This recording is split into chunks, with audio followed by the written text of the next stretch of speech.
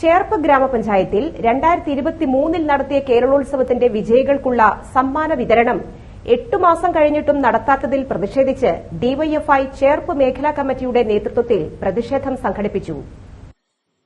പ്രതിഷേധത്തിന് ഡിവൈഎഫ്ഐ ചേർപ്പ് മേഖലാ സെക്രട്ടറി രാഹുൽ, ചേർപ്പ് ഗ്രാമപഞ്ചായത്ത് 18-ാം ward member Naseeja Muthalif, DYFI Cherpu മേഖലാ ജോയിന്റ് സെക്രട്ടറിമാരായ ജിതിൻ ദാസ്, വിശാഖ് എന്നിവർ നേതൃത്വം നൽകി. ചേർപ്പ് ഗ്രാമപഞ്ചായത്തിൽ നടത്തിയിട്ടുള്ള കേരളോത്സവത്തിൽ 2023 ഒക്ടോബർ മാസം നടത്തിയിട്ടുള്ള കേരളോത്സവം, അതിന്റെ സമ്മാനദാനം ഇത്രയും 8 മാസത്തോളം കഴിഞ്ഞിട്ടും ഇതുവരെയും ആർക്കും തന്നെ സമ്മാനം നൽകിയിട്ടില്ല. ഗ്രാമപഞ്ചായത്തിന്റെ ഭാഗത്തുനിന്ന് വലിയ രീതിയിലുള്ള വീഴ്ചയാണ് സംഭവിച്ചത്. അപ്പോൾ ഈ ഇത്രയും വലിയ യുവജന വഞ്ചനയാണ് ചേർപ്പ് ഭരണാധികാരികൾ, കോൺഗ്രസ് ഭരണാധികാരികൾ ഈ പഞ്ചായത്തിൽ ചെയ്തുകൊണ്ടിരിക്കുന്നത്.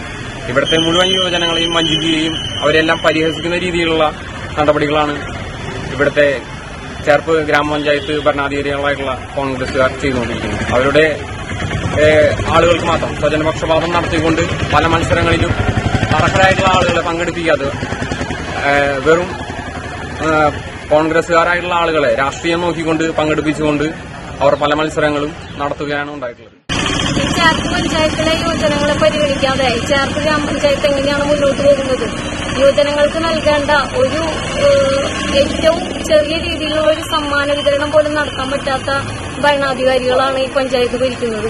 പല കാര്യങ്ങളിലും അവർ ഇത്തരത്തിൽ തന്നെയാണ് നടപടികൾ സ്വീകരിച്ചു പോകുന്നത്. ഇതിനെതിരെ ശക്തമായി ഡിവൈഎഫ്ഐ പ്രതികരിക്കും എന്നാണ് അറിയിക്കാറുള്ളത്.